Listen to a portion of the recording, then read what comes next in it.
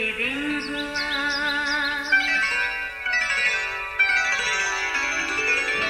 नया फिर दिन हुआ, पुरानी रात का करे सो शुक्र हम खुदा की जात का, खुदा की जात का नया फिर दिन हुआ। आज की आयत। आस्तर ने ना अपनी कौम ना अपना ख़ानदान ज़ाहिर किया था, क्योंकि मर्दकी ने उसे ताकीद कर दी थी कि ना बताए। आस्तर दूसरा बाब 10वीं आयत। अजीज़ों, इन दिनों मौसम काफ़ी अच्छे मूड में है।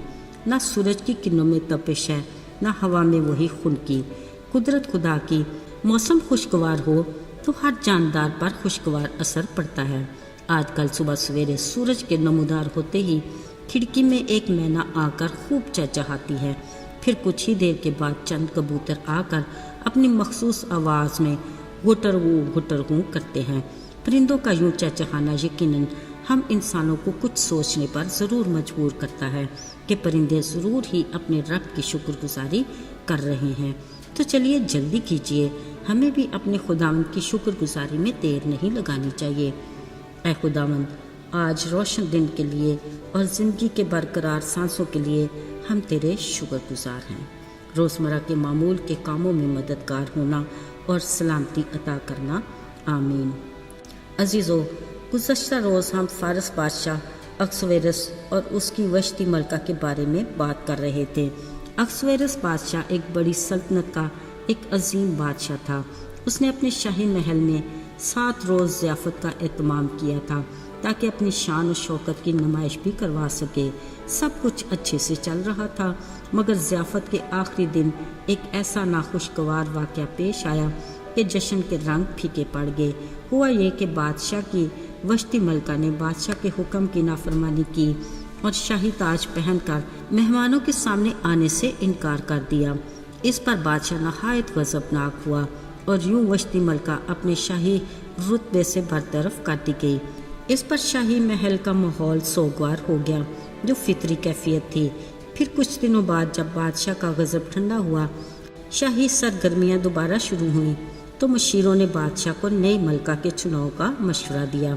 यह मशवरा हर लिहाज से काबिल कबूल था।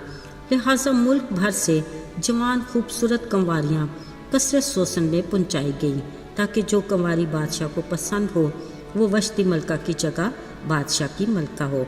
सो बड़े ज़ोर और शोर से बादशाह के शाही फरमान पर अमल दरामद शुरू हो गया। अजीज़ों, कसरे सोसन में एक यहूदी था जिसका नाम मर्दकी था, जिसका ताल्लुक बुनियामीनी कबीले से था।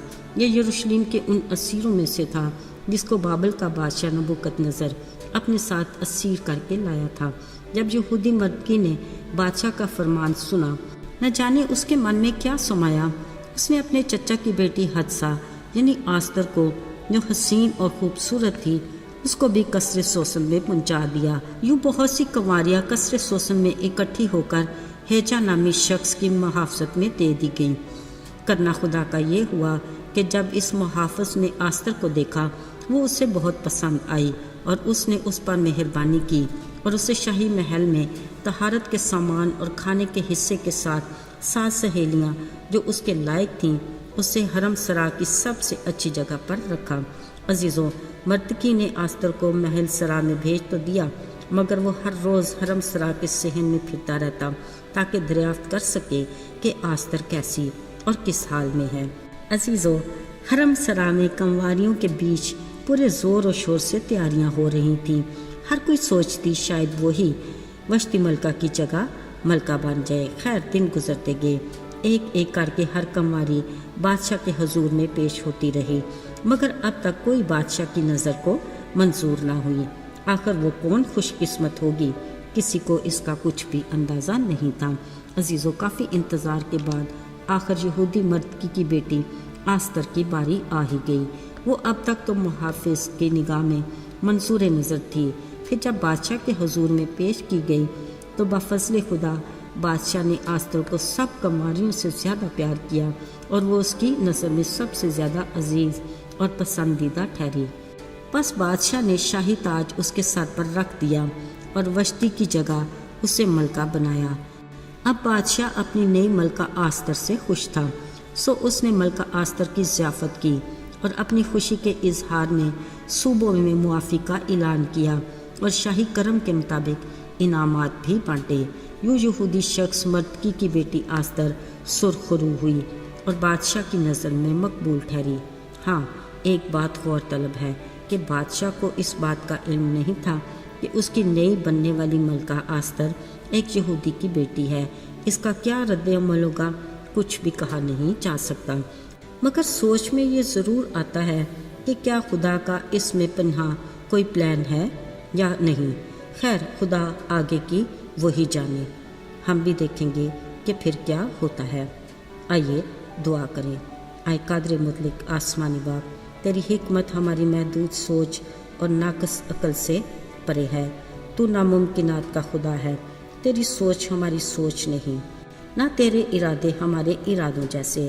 ہمیں اپنی مرضی سے آگاہ کر اور اپنی نجات ہمیں دکھا۔ یسوع کے مبارک اور بابرکت نام میں مانگتے ہیں، آمین۔